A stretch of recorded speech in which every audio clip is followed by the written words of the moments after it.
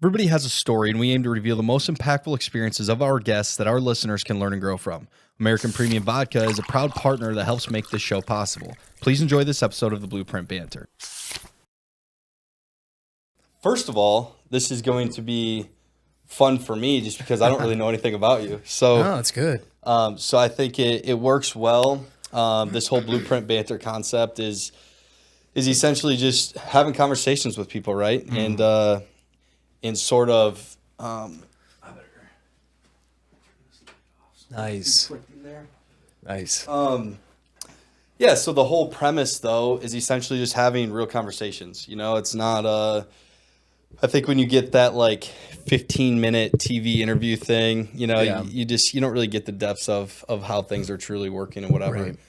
And so this is just, yeah, man, it's just having conversations and learning a little bit about what people have going on, and hopefully, you know, people can also learn from it in whatever stage they're at in their business or life. Sure. Awesome. And the cool and selfish part for me is I get to learn too. sitting here, so. Cool. This is going to be fun for both of us. So you brought some gifts. What do we have here? If you want to, I guess you can introduce yourself first, and then we can dive into what you got here. Yeah, So- awesome. And Derek, thanks for hosting me here. So, name's Taufeek Shah, founder and CEO of Lola's Fine Sauces Inc. here in West Des Moines, Iowa. So Lola's kind of taking it back to the basics of where we started. Lola's is a generational family recipe hot sauce from my mom, Lola. So growing up, my mom, she's an immigrant doctor from the Philippines.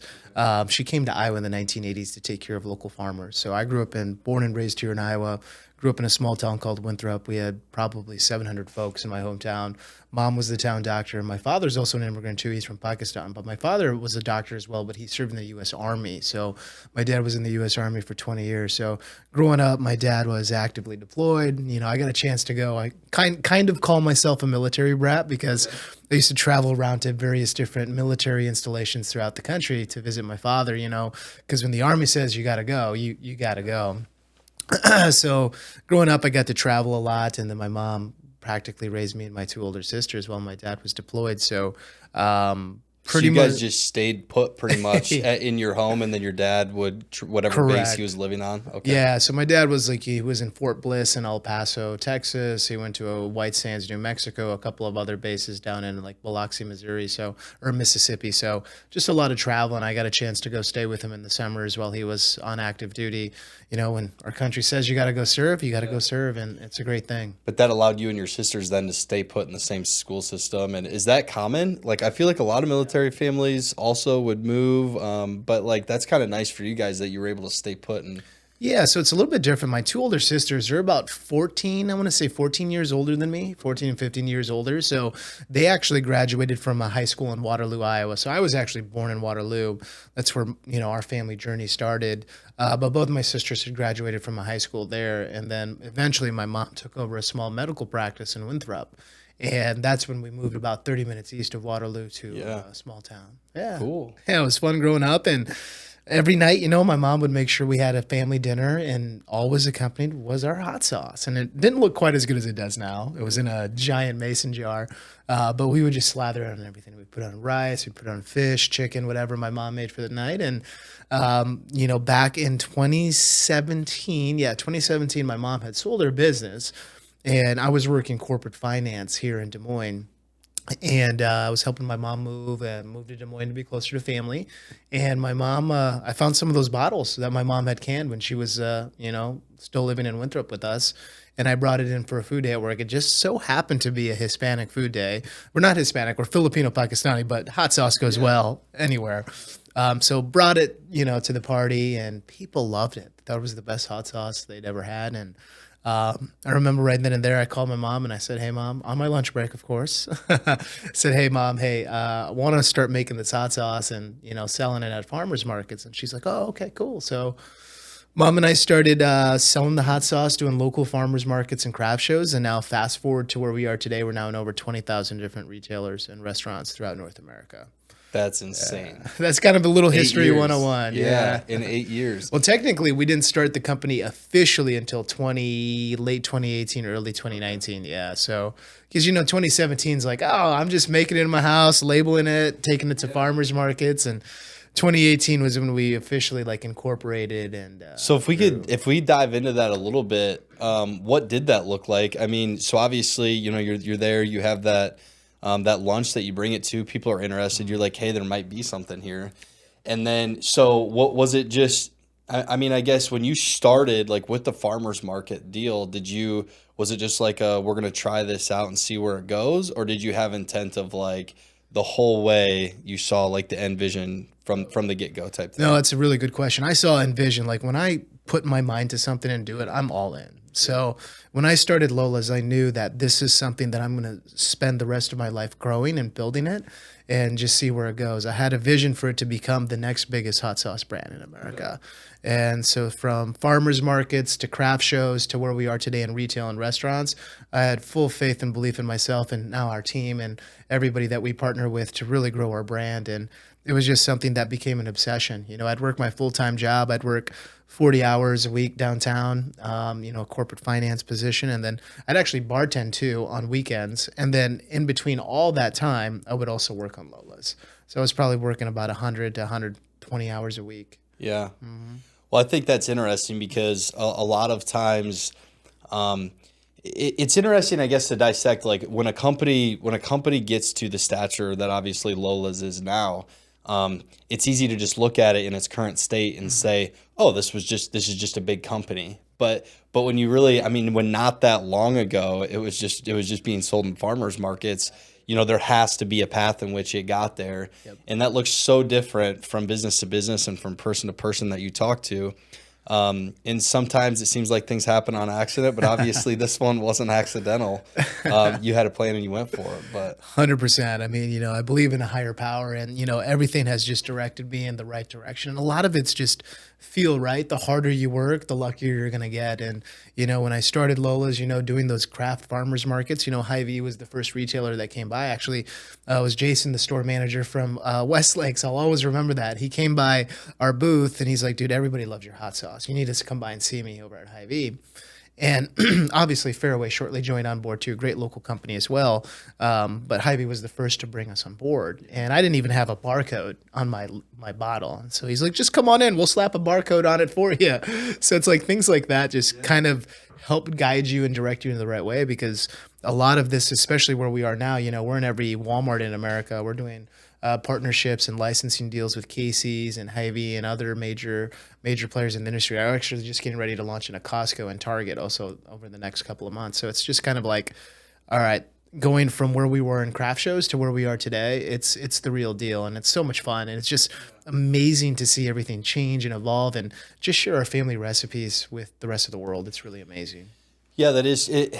It is wild. I mean, we were just joking when I was fumbling around trying to get the equipment set up to shoot this, how sometimes in life and in business you just sort of figure things out. And I think what's interesting about that part of the story too, about the barcode scenario, is I think a lot of times people are scared to dive into business without having this complete full out plan of everything being perfect before they get started. And sometimes you do just have to get started and go and then figure things out along the way. And 100%. so that barcode thing obviously being an example, but do you have any other specifics of that you're like, shit, I don't even know what that is, and had to do some homework? Or For sure. I mean, there was there was definitely a lot of YouTube University. So, it's like, getting a label compliant with the FDA, scheduled processes and things about food safety and quality control. These are all things that I learned along the way. You know what I mean? Like I've done every aspect and every facet of the business,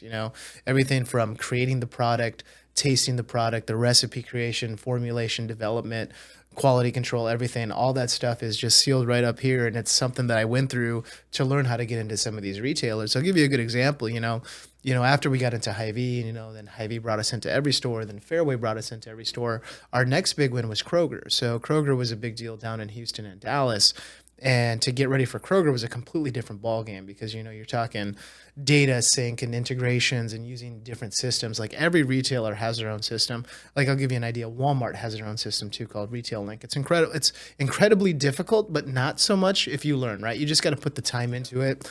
Once you put the time and invest the time, it's a piece of cake. But it's just kind of like learning a new language or a new instrument or something, but not fully to the extent. But once you get it, it's a piece of cake. And just going through all these processes has just made it incredible. Another fun example too was, Walmart's been an amazing partner for us nationally and enterprise-wide. They've participated in a lot of great things, and one of the things that they host is called the Walmart Open Call, where they're investing about 300, I think it's 350 billion into the U.S. economy for American jobs. So every year since 2021, I want to say, I've been going down to the Walmart Open Call in Bentonville. Really cool opportunity. It's really, if your product's made in America, you get a chance to come Is that down. Arkansas? Arkansas, Yeah. yeah, in Bentonville. And so you get to pitch your product to your buyers. And every year we've gotten a golden ticket for a new item or new innovation.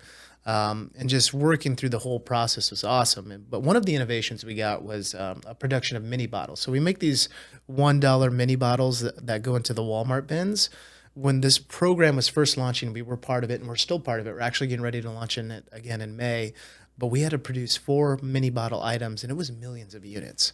And our buyer calls me about 90 days before product's due, and he's like, "Hey, yeah, we want to put Lola's in the set too. Can you have product done by here?" And I'm just like, "Yeah, I'll figure it out." Even though I don't have a manufacturer that I knew. So you have to go source your own bottle. You have Yeah. to, whatever part of your process I'm sure is fit Yeah. to certain bottles, and you have to figure all that out and apply that. Yeah, well, yes and no. So it depends on, so we own our supply chain. We own everything from the peppers to the garlic to everything that we get. So for us, it's easy to move, like, hey, we just need to find somebody to toll pack it or produce it for us. But this was a whole new project. This was a small 1.75 ounce bottle with a smaller enclosure than this. So finding a manufacturer to do that is very niche. And we had 90 days to figure it out, and 90 days to deliver on several million units. So it was like, okay, part of the journey where I'm going with this is sometimes when you get a great opportunity, just say yes and go figure it out, because that has completely changed our business. Moving into this year and the next several years, these mini bottle production items are really great.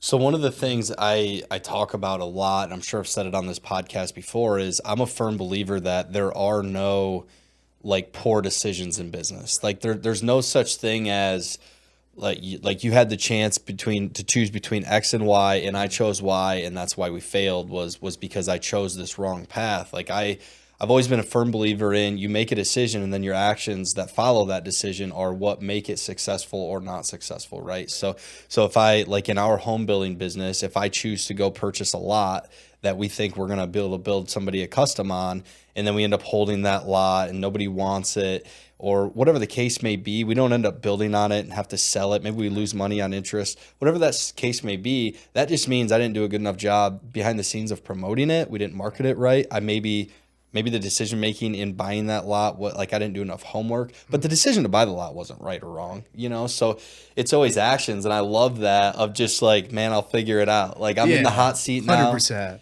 and a lot of that just comes from what, like what is that? Like what do you think drives that for you, of that like I'm not going to give up mentality?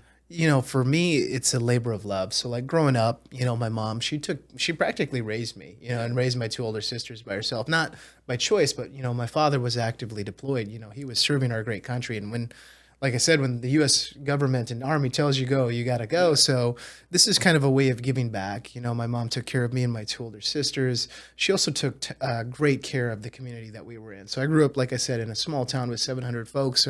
My mom was kind of like the beacon of light for the community. If anything went wrong or somebody got hurt on the football field, my mom's always rushing out there to help people. Didn't ask for any payments or anything, just out of the kindness of her heart, just really wanted to take care of the community. And so this for me is a way of giving back, being able to share those recipes and all that hard work and labor of love that she gave to our family, to the rest of the world. And that's for me why I don't give up. And because I love what I do, frankly. I mean, I love food. I love hot sauce. I love spicy foods. Plus getting to work with a lot of great retailers and be on the forefront of innovation with the food scene and food supply chain scene.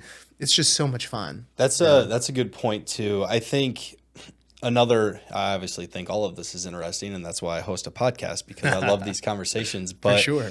But when you were growing up, I doubt that you were like, I'm going to create the world's next largest hot sauce. No, I didn't even think about it. Yeah, and I think what's incredible out of that is, I think when we're younger, there's certainly certain paths that are more prominent in our country, in our society, of to go be an attorney or whatever the case may be, that are sort of status positions, but then you find these one-off scenarios where with true passion and drive, you can create these incredible brands, and now you're providing for, how many employees do you have? We have 20 employees, and then we have around 75 partners and brokers. Oh, wow. And so like the amount of families that you're affecting in a positive way because of all of that. And it's just because you found passion in a hot sauce, so that's really cool. Yeah, man. I love what I do every day. It's like, there's always this running joke. Like you talk to my team or anybody, they'll be like, Taufeek doesn't sleep. Like I'll be sending emails at like 1 or 2 o'clock in the morning, but I just figured out this new schedule send feature. So like I just got told about that as well. So now like emails hit like right at 9 o'clock. Yeah. So it's like, to be. But I had somebody 6 years, it was 6 years ago. It was in 2019. I remember this specifically because I'll send out text or emails on the fly too. I mean, and this was like 5:45 in the morning.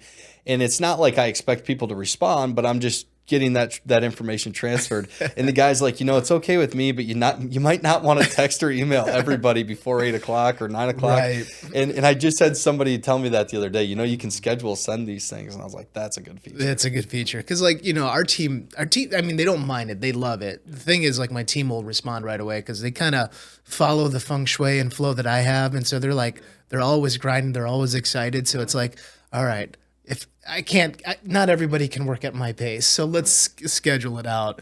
But you're absolutely right. I mean, it's just you come into these opportunities. Like I never thought in a million years I'd be selling hot sauce. My dream was to either become a doctor, be a psychiatrist, or work in Wall Street somewhere. You know what I mean? So my background, by the way, I used to work at Principal. So I worked down here, Principal, for almost, I want to say 6 years on the corporate side and then external on the financial wealth side. So that was a fun thing. It's something I was really passionate about. But then when I got into hot sauce and something that was our own, something that was family, it was just so much fun. And I love to eat. So. Do you think there's dynamics of being at Principal that you've been able to tie to? Like, was there structure that you learned there, or maybe just the way people operate in business? Like, was there anything you took from Principal that has helped you? 100%. I mean, you just see like how the corporate flow, right? You want to build a company. Every small business that's become a corporation started small like us and developed processes and principles to really guide their teams. And I kind of learned some of the great ones, working hard and being in contact and the ethics, right? Just being honest and upfront and building a good system around your team. So, and building equity, because really the biggest thing is to build equity for our team now that our team company is, firing on all cylinders and scaling and growing. The big thing is to how much equity can I create for them? How much equity can we create for the shareholders? And how can we build the company into the next biggest hot sauce company? Yeah. Mm-hmm. Well, that's a good point too. How do you create an environment that people are going to, I think it's one thing to start a small company and have some success in that, but when you really start creating something large and something that multiple people are going to be able to enjoy and make their own as well, that's a completely different shift, right? And so what has that been like for you specifically of ways that, I don't know, have you been challenged, I guess, to keep employees and people sort of engaged? Yeah, so I mean, there's multiple ways. At Lola's, I've built a program with our team to give people a piece of the equity, to be able to earn a piece of the company. If the company were to ever sell or just continue to grow, obviously we want to continue growing, but it just keeps everybody engaged and challenging our top employees. How can we create great opportunities for them to stay with the company and avoid burnout, right? Because burnout's very real in some situations. And the thing with Lola's, like our 3 longest tenured employees have been with us since 2020, since COVID, and they've all been promoted. One of them's a VP now. One of them's our national sales director, and she started just as an analyst. So it's kind of showing the team that, hey, you can grow within our organization, and you can have a great career here and have a great work-life balance and just be able to enjoy life and have fun. I imagine that also just probably requires a lot of real conversations with people. It does. And just making sure you're tapping in with checking in and making sure you get it. You know how it is. Yeah. Well, I mean, what's crazy is how fast it's easy to get disconnected. I think, even in our small business,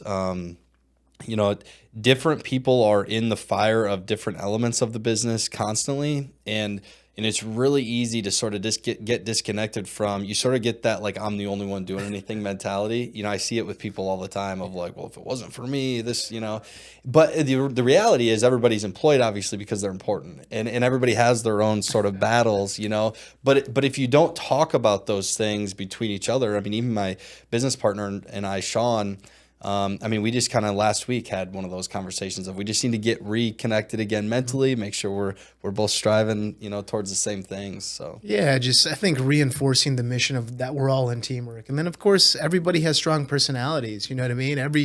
You're not going to get along with somebody one day, being able to deal with the nitty gritty of day one, where maybe you might have butted heads with somebody or a senior executive, and then the next day be able to carry on and move forward. So we've been there in a lot of those places within our own organizations as we scaled, and we're in a good spot right now. I knock on wood. It's always good. Yeah, it's just.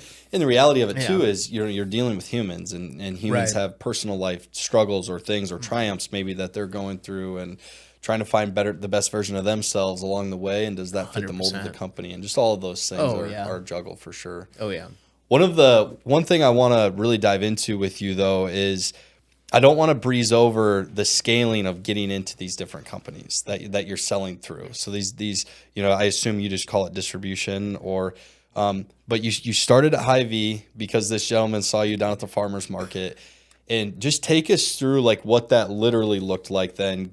How did you then get into Fairway? Was that like you soliciting them? Did they reach out to you? Just how did all that work? So you know what? I actually owe thanks to one of my managers at Principal. He was good friends with the Kramer family. And he had brought solid connection. Yeah, solid connection. And he was super supportive because when I was a principal on the external side, it was kind of running your own business, right? I was a wealth manager. I had my Series 7 and other registrations so I could sell, licensed to manage stocks anyway. So our manager, I remember Lance, he was great. He had dropped samples off for the Kramer family. They loved it. And then it got us connected into one Fairway. And then, I started going store to store. I went to all the Fairway stores within Iowa, tried to sell the product direct, and they finally took us into the warehouse. Actually, it was in 2021 that they finally brought us into the warehouse. So that was actually felt fairly recent. Yeah, so getting into their direct warehouse is much better because you know what I mean. You're sending a truckload or half a truck or a few pallets, whatever that is, and it's being redistributed to the stores, and then we're able to promote and drive home runs and base hits that way. So it's been really good to grow within Fairway. So all of them are great. We're in Casey's too. We've got some co-branded snacks with Casey's. We do a lot of business with Maverick too, which is now Come and Go. We're actually, I think, the last Iowa company. I'm sure there's some more, but from what I know, I think we're one of the only Iowa companies that's in Maverick since the acquisition. But they're great people to work with. They're based out of Salt Lake City, just an incredible group. We actually produce a hot honey for them, which is awesome. Cool. Yeah, so it's used on a spicy chicken sandwich, a spicy chicken biscuit, and they've got a double pepperoni pizza LTO with our hot honey. And it's just amazing. It's so good. That's an aspect I guess I never thought about, was like what products they're using in the food that they sell, like in the store. They also use our little sachets too. So we got like these little packets of our original hot sauce that you can just rip open, and yeah. So it's pretty cool. That's awesome. Yeah, Maverick, that Come and Go deal. Obviously, Casey's and Come and Go being huge around here, and with local implications, that was definitely a large undertaking for Maverick, I'm sure, but. Yeah, I mean, that's awesome. The bigger you can cast your umbrella, right? Like, I mean, when you, obviously as you build momentum too, I'm sure those conversations got easier when you're then talking to these people and it's like, hey, we're already in every Hy-Vee, like I think you should get on board, Yeah. I mean, did those conversations change a lot as you started to gain momentum? Oh yeah, all the time, especially like, and being in the retail world, when one retailer has you, the other retailer needs you, you know what I mean? Like, give you a good idea, best thing is like Walmart, right? We're in every Walmart in America. It's around 4,200 stores. We've got 2 items in every Walmart. Then we've got 6 other items that are in about 800 stores cumulatively. But I mean, it's like in Texas, right? HEB saw that we're in Walmart, and HEB's like, hey, well, we don't have those SKUs. Can we get those SKUs in our stores? So it's kind of like, they're trying to be competitive with each other on the sets. But more so too, like with our organization, we're very data driven. So we pay for what's called data. We pay for like spins and IRI data. That data shows how we're doing in the retail world. So if you walked into a grocery store and you grabbed one of these Lola's bottles off the shelf, scanned it across this cash register. That data gets recorded, and we have that data on velocity and total sales that are actually happening at the retailers nationwide, and by retailer and by region. And we're in the top 4% of all hot sauce companies in America. So not only do we leverage the fact that we're in some of these national companies like Walmart and Target and Costco and Hy-Vee, Fairway, all these great accounts, but then we also back that up with data and tell our family story. And it's always about the promotional plan. How are you going to move product off the shelf? To that point, then, does that give you the lifespan of each bottle from the time it leaves you guys? Is that a lot of it too? Because I would imagine for these stores, they don't want stuff sitting on their shelves, obviously. Right. So are you able to then use that data and say, hey, this, on average, our sauce sits on shelves for less than, is it like that or not necessarily? Yes and no. So, with our hot sauce, we have a 2-year shelf life, but really what we try for and what we push and what I've been pushing with the team is velocity. How can we be really good with the things that we have rather than dive into innovation? We've got innovation going. We've got a couple new items launching, but there was a period where we'd launch new innovative items once every 2 months, just because we were asked to do it. So now what we're trying to do is go back to basics to drive velocity, and velocity has been hitting where we need to be. So it's been really good. And when I say velocity, it's like units per store, right? How many units per store per week are you selling at? And that's really what a lot of these retailers are looking for. Okay. Yep. What if I was a competitor of yours, or if you and I were sitting down and we're pitching, we'll just use Walmart as an example. Why your hot sauce over mine? If you had, I would imagine you have an elevator pitch sort of, but where do you start with that? Yeah, the biggest thing is we hit a couple of key points, right? We're a generational family recipe hot sauce. In fact, we're probably one of the only ones besides the McElhenney family, which is Tabasco, right? Everything else has just been kind of either traded hands with private equity or been gobbled up by some of the large giants, and you kind of lose that momentum in the story. Where ours were family focused, all about great flavor, healthy, natural ingredients, good for you, generational family recipe. We're also the first national Filipino, Pakistani, American-owned hot sauce brand. And that everybody loves. It's not too hot. It's not too overwhelming. And the big thing, too, is we're proudly made in America. We're supporting American jobs. A lot of hot sauces are no longer made in America. I saw some of our competitors, not to name some of them, but they're now made in Mexico or overseas or in different countries. We're supporting our great economy and all of the people here in America. And for us, it's a big thing. You know what I mean? So those are really what win deals for us. And then just our data and the way that we promote. And we're one of those brands that does what we say we're going to do. So. That's huge. Yeah. When you... I had a friend of mine tell me when I got into the construction business years ago that he's like, honestly, if you just say what you say you're going to do, you'll be above 90% 100%, of the rest of your competitors.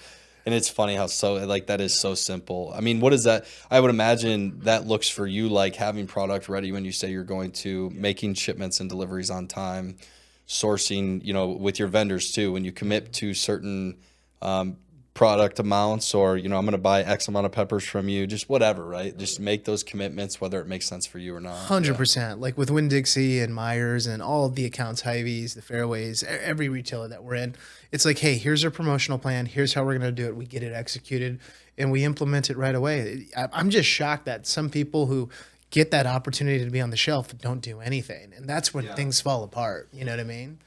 How do you make sure you don't lose that? Because obviously you personally, and I don't know what your exit strategy or years down the road, like what any of that looks like, but your energy obviously drives a lot of that personally. But how do you make sure that that's sustained, like as you maybe step away from the business or get into a different role to business, or just longevity wise, how do you maintain that? Yeah, good question. So we've got a great team. First and foremost, our team at Lola's is amazing. A lot of them are industry veterans, a couple of folks from Kellogg and a couple of folks that have, been in the food service industry. So they understand how to make sure that, number one, our brokers deliver what they say they're going to do. Because, we have broker partners that represent us in different regions. And so making sure they're doing well, but then also not only does our team rely on the brokers, but our team spot checks those brokers. So if a promotion didn't get submitted, not only are we going to go in and make sure that promotion was submitted, but we're going to go to our broker and be like, well, why'd you do that? Why'd you forget that? Do it again, and we're going to find somebody else, So it's kind of like being able to integrate that into the team so it all works up to our workflow. And then we've just got a great CRM and great systems internally to help us with that. Has that always been a natural, I guess, a strong suit of yours to implement and rely on systems, or is that something you had to lean on other people for? I've definitely had to lean on I know how to do it, but every system's different. Like running a rollback in Walmart is very different than running a promotion at Hy-Vee versus Fairway, or submitting a promotion to Meyer, right? So we have different facets of our business. We're now going direct to most retailers. So most retailers, they buy our product direct and store it in their warehouse direct. But there are some retailers still that we have to go through a third-party distributor. And so every one of those has a different system. So we're very blessed to have a great team, especially Joanna. She manages our sales team. She's our national sales director. She's very detailed, super detailed. See, that's you mentioned maybe even being interested in psychiatry as a young person, and for me, I've always really been interested in sort of the mind, and somebody can be good at something, but I want to know why, right? And one of the things I've found, you become more self-aware, I think, like the longer you're in business. And one of the things I've found out about myself is I crave systems, I crave structure, I crave things that are repeatable, but I'm not great at implementing and creating those myself. If that makes sense. Sure. I'm definitely just the energy and like the visionary type person. And so I've sort of, not that you give up, but you understand that like when these things need to be done, I need to rely on other people for those. 100%. So yeah. Yeah, being able to, and I feel like that's a great key strength of us as leaders. That's why we're CEOs, right? The biggest thing is we're able to spot the talent that we need to help us that are better at things that we are not good at. And those people will help us get to the right areas, and obviously we take care of them along the way, but being able to spot like, hey, Joanna, you're really detailed, you're really focused, here's where we're going to put you so you can manage the entire sales team. I'll give you a good example. We had a food service person that worked in food service, working in restaurants, wasn't very good at it, but he was really good at retail and loved to swing by Hy-Vee and Fairway and just look at product on the shelf in between restaurant stops. Because when you're selling to restaurants, you can only go during certain times, right? You don't want to go during their lunch rush or dinner rush. And then come to realize he's really good at retail. He went in there and would sell 5 or 10 cases to the local Hy-Vee down the street, not even trying, just looking at it. And so now we moved him over to retail. And this was back in 2021. We now promoted him. He's now a senior account manager. Wow. Yeah, he manages Hy-Vee and Fairway for us. So it's like, that's cool. It's like being able to spot strengths and weaknesses and being able to move as fast as you possibly can. Yeah, with speed. That's another thing. Speed and integrity. Yeah. Obviously with a name like Showtime, with Showtime Homes, it was always my intention from the get-go. Like there needs to be speed and energy. Like I use the word energy a lot. There needs to, like, whatever we do has to be done with energy. Like you can smile sometimes, be likable, be somebody that people want to be around, Yep. But do it with energy. Like nobody wants to do business with somebody that's just getting through their day. Exactly. It's so funny that you say that. I used to work in a call center way back in the day when I first started at Principal, and they'd always say smile when you're talking on the phone. That energy and that smile will actually come through, and I use that wherever we go. You know what I mean? Yeah, the emotion that you would have as a person, meeting somebody in person, bring that energy, whether it's Teams or Zoom or phone, you're just going to get elicit a better response. Yeah. No, that's psychology. fair. There you go. Yeah, exactly. Right. It all comes back to psychology. Exactly. I mean, that's why I was sort of intent on doing this podcast in person too, because it's easier to interact with somebody and feel their energy when you're in person. And I just think it comes across a little more genuine, but there are environments where you have to, make that applicable to being on the phone or whatever as well, for sure. Has the one question I was going to ask you, I actually thought about last night when I was trying to game plan a little bit in my head. Has the Make America Healthy Again initiative changed anything that you guys have done? Were you sort of, what's that look like? No, I think it's great because, I'll give you a good example. So just my personal story. So we export to Seoul, South Korea. And so we were in South Korea checking up on our product, went for like a trade mission with one of the USDA divisions, which is food export. And I went over there for 10 days. I didn't work out. Ate like a normal person, had a couple of, what do they call it? A couple beers and a couple of soju. That's what they call it. I lost 10 pounds. And I didn't do anything but just eat like I normally did, snacks and all kinds of delicious foods. And I come to realize that in South Korea, food dyes are banned. High fructose is banned. A lot of these ingredients that are bad for you are not used in any of their foods, not even their sweets or desserts. You know, instead of using regular refined sugar, they're using a date syrup or a rice syrup or some sort of pure cane sugar. So, anyways, where I'm going with this is it's amazing that a lot of these foods, like you don't have to change anything if it was clean. Now, I'm not saying that we need to do it in the USA. I'm just simply saying it seems like it's a good strategy for people. We want people to live longer, be healthier, and be focused and work harder. And anyways, at the end of the day, Lola's has always been focused on that. We've never had any bad ingredients. Like if you look at our hot sauces, it's only got 5 or 6 ingredients. It's red jalapenos, habaneros, garlic, lime juice, a touch of sea salt, and vinegar. So 6 ingredients in our original. Nothing's changed. Our recipes have always been the same. One of the biggest things too is we've always been proud to be all natural, non-GMO, project verified, and just really good for you, gluten-free, plant-based, depending on the item. But every one of our items falls into that category of being good for you. Isn't it funny how, I mean, even just listening to that, it seems wild that that's like a thing. I like know. that seems like it should be the given. Right? I know it's obvious, yeah, right? Like, why shouldn't we do this? And the food was cheap over there. You know what I mean? It's not like it has to be. So one of the arguments I've heard, sort of, because there's obviously, again, the psychology is like, well, why did things go in this direction? And it seems like the simplicity of it is at times these things are just added and like aren't necessary, which is really wild. But when it comes to like preservatives and different things, like I had a discussion on this podcast about like if it, shop around the outsides of the store, if something can sit on the shelf, obviously something bottled is different, but if something can just sit on the shelf for a week Cookies, and a right? half, How can cookies have a 3-year expiration date? might not be good to eat. Yeah. Right. So, but logistically, one of the things I've heard as an argument is just to feed the masses of people that we have in sort of like concentrated areas when it has to travel across the country and whatever. But I don't know. That just doesn't seem like a great argument to me. I mean, it should just breed innovation in my mind. But yeah, I'm not sure of all the ins and outs of how our food supply chain became like that, but I mean, I'm sure it has to do with some sort of policies and things. I mean, there's like you buy Fruit Loops in Canada or you buy it in other countries, it doesn't use food dyes.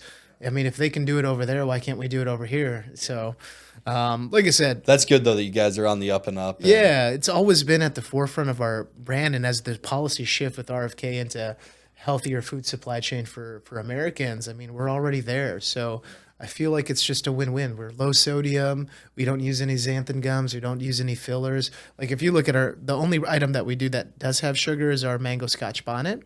And that uses turbinado sugar. It's a lighter version of a brown sugar. It's way healthier. It's super sweet, and we're still 0 calories. So it's like, it's good for you. Yeah. No, that's awesome. Again, it's crazy that it should seem obvious, but I mean, you guys have an attractive looking bottle too. Oh, thank you. We actually just went through a brand refresh too, which is really cool. Yeah. And I mean, is that another thing, you mentioned in your elevator pitch that sort of there's a story behind what you guys do. Have you found that a lot of your competitors are just trying to sell a hot sauce and that having like the ability to tie to emotion, I guess, is something that you're good at, obviously? Yeah. So, a lot of our competitors, I'm not dogging on them at all. I mean, McCormick has done an incredible job. That's okay if you want to dunk on somebody. I mean, Cholula just tastes like water with spice. It's cool. It's got a cool cap, but I mean, it's different, right? You don't really know the story. You don't feel the intimacy with any of the stories. I feel like some of these brands are either screaming, "We're too thirsty, come try us," or some brands are just all about lighting your face on fire, right? Or they just don't have as much flavor or have evolved over the years with shifting ingredients to be a commodity. We're trying to be a hot sauce that is good for you, but just also tell our story. The story's on the side of the bottle. You know what you're doing. You know that it's proudly made in America. It's a good flavor. You're supporting American farmers, coming from a good family, and it's really delicious. All those key points is really what we want to drive home, and we're trying to tell that story through the bottle.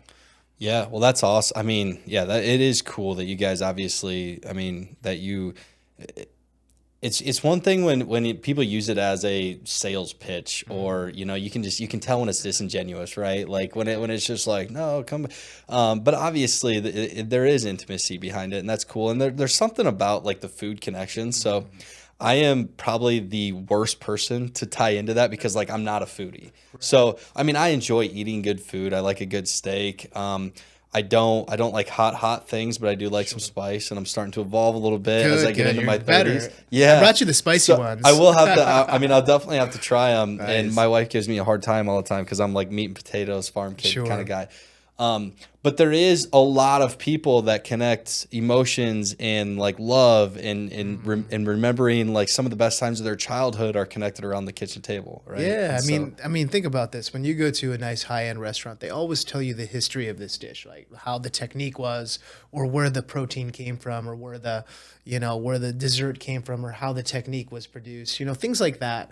Those stories provide a little bit more intimacy and get you a little bit more connected to food. And what's the one thing that connects every culture together? It's always food, right? Everybody's got a different type of cuisine that really opens the door to what the culture is and community is. And we really wanted to open the door to what our family is. And it's a very good for you, delicious family recipe hot sauce that you add it to anything, it's going to make your food good. It's not going to make you cry. We do have some of those that will make you cry, yeah. but everything is a family recipe for my mom. So we don't release anything that's not a family recipe. So everything that you'll see here was made by my mom at one point in time, and then we've produced it. What has her direct involvement, like what did that look like in getting things off the ground? And I mean, obviously it's her recipe, but just if you want to share a little bit of that. Yeah, so she helped shared the recipes with me first. So that's the big thing. There's only like 3 or 4 of us that know these recipes. Yeah, it's very, very airtight around our office. And but yeah, so she helped, excuse me, make the hot sauce. So she helped me make the hot sauce. She helped me bottle it. When we, excuse me, when we first started Lola's, when I first started Lola's, I used to rent out a commercial kitchen in Valley Junction. And this commercial kitchen was actually a bar. And they wouldn't let us come in until like after midnight when the bar closed. So my mom and I, we'd work our full-time jobs. And then from midnight till like 7 in the morning, we'd be making hot sauce like 3 or 4 nights a week.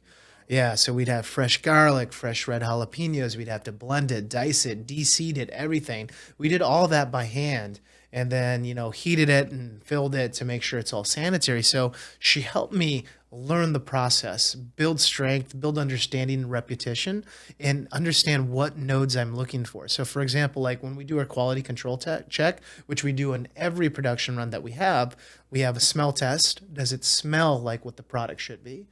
Taste test, does it taste like what the product should be? And then a viscosity test, is the viscosity on point? So we always make sure that those 3 things are hit, but I learned all about those things from my mom just going through those processes. So I can identify like, nope, that's not good. That garlic doesn't smell right. Redo the batch. You know what I mean? We'll bottle it, then we'll donate it to a food bank, but then we'll remake something else, remake the product so it's, good. So things like that I learned from my mom, just these little intricacies and little key details that really give us the edge of what our product is. Yeah, that's incredible. How did she finally tell you like, listen, I cannot be here every night from midnight to 7?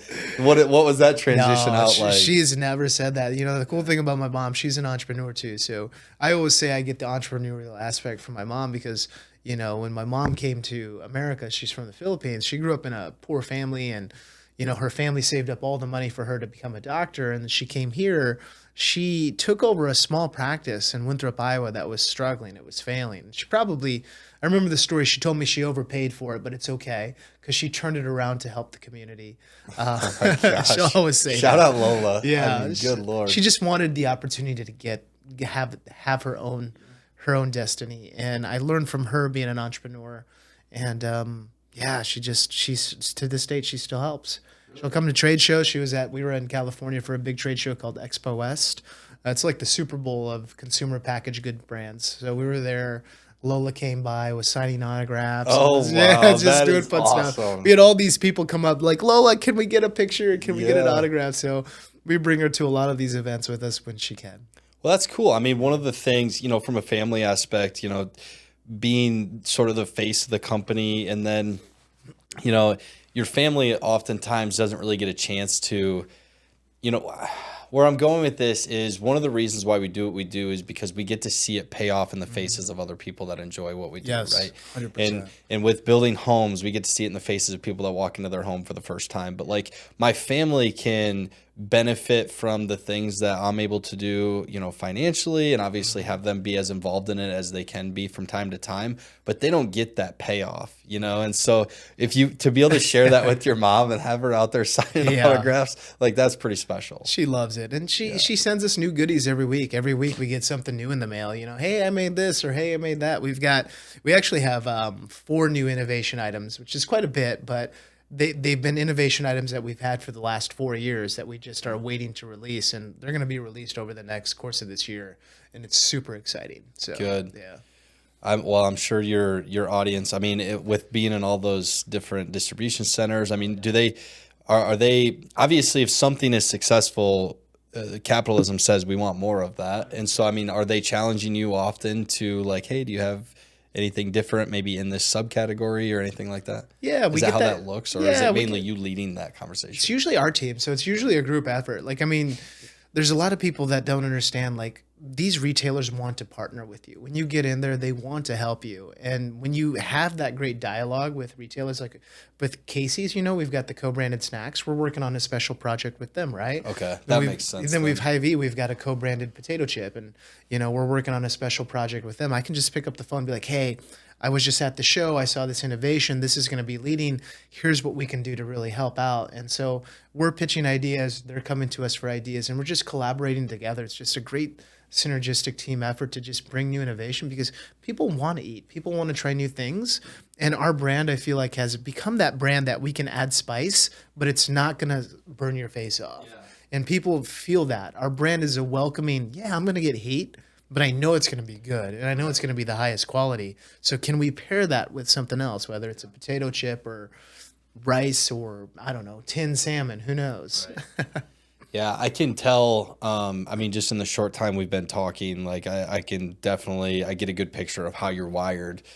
Is it tough for you ever to step away from, you know, running a business and doing it with passion and to the energy level that you do? Is it hard for you to step away mentally and just be present in other aspects of your life? I mean, is that a challenge, or do you, I mean, it's a good question. I would say yes and no, because like for me, I'm in the food industry, right? Food is in everything that we do. And, you know, my family loves it. We travel for food. You know, we'll travel to try a delicious restaurant or try something unique and innovative. So for us, it's amazing. We'll just be eating this dish and be like, wow, this is incredible. It should have Lola's in it, or we should come up with an idea. So it doesn't feel like work or feel like I'm being on, because I feel like it's already integrated into our life. You know what I mean? It's like, think of somebody that puts salt and pepper on every dish that they eat, right? Yeah. Imagine that person owns a salt and pepper company. They're going to be like, oh, yeah. It's just, it becomes an everyday part of it. You're not using it in a way where you're dragging down like from a financial aspect or like, because there's obviously hardships that people have to deal with. I'm usually paying for dinner, so everybody's happy. if you keep it on the like innovation and like fun aspect of things.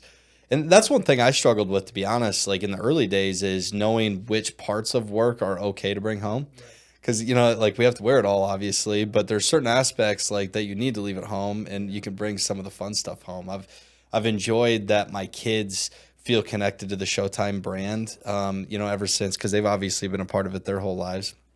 And you know, like, so anytime they see the colors, is like, that's Showtime green, Dad. Like these are Showtime shoes, or like, you know. And so having having a brand to adhere to is important. But I'm just curious if turning that off switch every once in a while would be difficult. But. No, it's easy to turn it off if I need to. You know, to be present. It's real simple. I mean, it's mainly my family, my fiance, my son. They're the ones that would be like, oh, that would be cool on Lola's now. So they're the ones giving me ideas. And then my son, Talon, he works for the company. He's worked for us for almost 4 years. So he's really good. And he truly gets to say, I love it when he's at meetings, because Lola actually means grandmother in Tagalog, which is the language of the Philippines. And the reason why I called it Lola's was because I was the first in our family to have a child. And my son would always call my mom, Lola. So the name just stuck. And so I love hearing talent on sales calls. He'll be like, oh, yeah, Lola's, it's my grandma's recipe. It's my Lola's recipe. So it like actually feels Yeah. like it's built for the Right. next generation. It's really cool. Yeah. And it's real. It is. Yeah, It's like 100% real. and it's authentic. Yeah, Like exactly. that is his grandma. So, Exactly. yeah, I mean when you're not placating, like and it's genuine, like yeah, it's hard to beat that for sure. Well, that's awesome. Talk to us a little bit about specifically. We've referenced what you have here, but can you just run through like what these are? Yeah, so I mean, we first started off with hot sauce. So we've got our signature 7 hot sauces. We actually have an 8th and 9th coming out later this year. But we also have a lineup of salsas. We've got a spicy ketchup, and we've also got our hot honey. We have a Bebop spicy Lola's and Bebop spicy mayo and a couple of other innovations with like Casey's and Hy-Vee. So we're really where our focus is on the flagship, which is our Lola's Original. So Lola's Original is integrated into every recipe that we do. It's kind of like a roadmap. So you'll see in here there's a salsa jar, but on the salsa jar it has our hot sauce on it because we actually put our hot sauce in the salsa. Yeah, to give it a little twang and a little pop. So it's really all mom's recipes. My mom, even though when we talk salsa, it's not really a huge Filipino thing, but actually there's a lot of salsa in the Philippines because they were at one point part of the Spanish, Spanish had conquered them back in the day. But my mom would get all this fresh produce and she would can it and jar it, and salsas were one of her signature things that she made. So, yeah, everything's just kind of expanded from there. Yeah. Well, cool. What one other thing too I was thinking about earlier when you were talking to it, I just kind of want to tie back to it. Like when you were in Korea and these different relationships, what's that been like for you in terms of your your personal development and like your personal professional development, being in these conversations with these different people at different levels in different countries and different cultures. Just can you speak to that a little bit about just that experience? Yeah, I mean, it's amazing. First of all, I love to travel. Like being able to learn another country's customs and how they do business is very interesting. And it's always everyone's different. Like, Korea is amazing. We export to Seoul, and we're in almost all their department stores. So like Hyundai, we were talking about Hyundais, right? So Hyundai actually has a department store in South Korea, several of them. And think of it as a giant mall that's like maybe 15 stories high. And on the bottom level, there's a huge food hall with just all these delicious foods, baked treats, and then a little gourmet grocery store. And Lola's is in every single one of those. That's so Yeah, cool. it's really cool. So like getting to know the customs are good. We also export to Dubai and Kuwait. So I was in Dubai for a while. So very cool. It's an I interesting. need to go sometime. Oh man, I mean, Dubai is pictures awesome. are incredible. It's a incredible place. Yeah. So we're blessed, to be part of this organization called Food Export. It's a division of the USDA. But what they do is they tee you up with success for other countries for made in America products. So for example, as long as your product's made in America, you're supporting local, they'll cover certain percentages and expenses and also set you up with buyer meetings in different countries. So we work closely with them, and it's been a very good partnership and collaboration so far. So we export to Dubai, Kuwait, and then Canada is really good too. We're in probably 800 grocery stores in Canada, including Walmart Canada. So just great partners up north that really help and work with us. And so being able to share our family recipes there is really good because, if you go to Dubai, when you get a chance to go, you'll notice a lot of their population, their workforce. We have a lot of Hispanic workers here. Their workforce is Indian or Pakistani or Filipinos. There's so many Filipinos there. So like our brand just resonates with the community. So it's like perfect fit. And then if you go to Canada, if you go to Toronto or you go to Vancouver, there's such heavy Asian influence, Filipino, Pakistani. So it's like our brand is so well here in America, and it is built for these other countries where we see, our heritage. So it's pretty cool. Yeah. Was it always intentional to, I guess, was it even a concept that was really discussed of like who your target market was? Yeah. I mean, obviously people from whatever, descent like can enjoy it, but I just, what'd that look like? Yeah, so for us, it's interesting because I used to eat this growing up as a kid, and my best friends, they were all farmers. They would always come over and just douse the hot sauce on everything. You know what I mean? So it was like, I didn't think our target audience was, it kind of has evolved over the years, but it's really anybody. You know what I mean? I mean, we do have specific age ranges, 18 to like 34. Believe it or not, a lot of women love our hot sauce. I think it's because of the name Lola.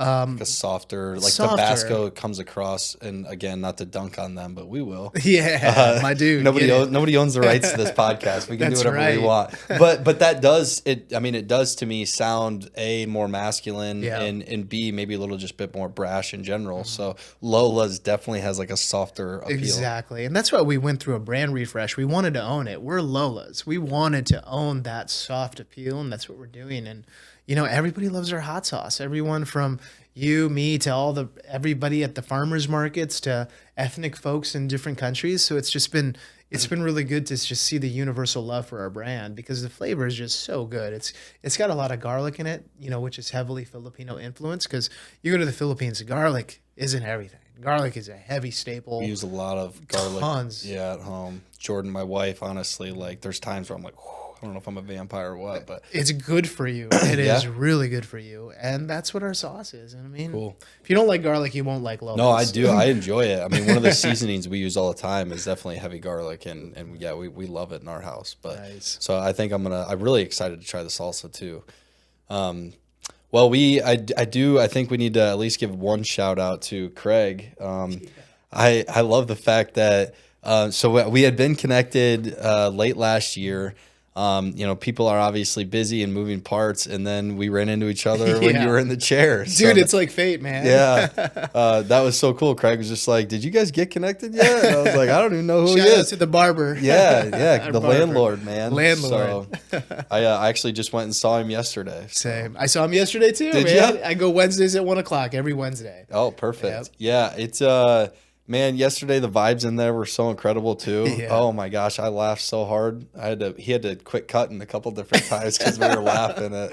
I mean, nothing beats the barbershop experience. I've been going to Craig for 6 years. Really? Yeah, actually, him and I both started our businesses almost at the same time. Okay. Because I remember he was just leasing that building before he bought it. Yeah. So and cool. now I love the way he doubles down into his brand too. And I think I love a strong brand and a presence and a focus on a brand. And obviously what you guys do with Lola's, how Craig leans into the landlord thing and he's trying to bring everybody up around him is I love that part of the atmosphere there. 100%. I mean, the biggest thing about building a brand is to build equity for the people around you and add value to the people that are buying your product.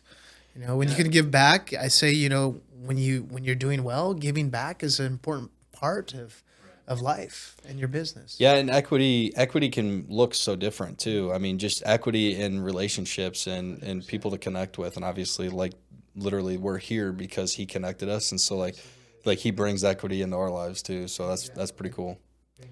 Yeah. Well, I think unless there's anything else in particular that you want to talk about, man, I think there's certainly we could probably set a follow-up episode later on, and there are certain like business aspects I think that would be cool to dive into, maybe a little bit more deeper or specifically, but I think we captured I wanted to know what Lola's hot sauce was, and I think we did a good job of that. Awesome. So. No, man, I appreciate it, and I want to interview you. I want to learn more about Showtime Homes because I was on my way to your office and I saw several Showtime Home trucks. I saw them, I was like, that's where I'm going. Yeah. So that's pretty cool. Well, I mean, brand recognition, right? Yeah. That's one of the things that's been a really cool response. I'll never forget. It was a few months after starting Showtime, and it started as Showtime Roofing, and I'm not going to dive into it. We'll save it for another interview, and you can interview me. But one of the things I did notice about it quickly was that how people responded to the brand, and that it became its own entity almost immediately. And people love to say it's Showtime, and the colors are attractive to the eye, obviously, and grab your attention. And so I love that, though. Brand recognition.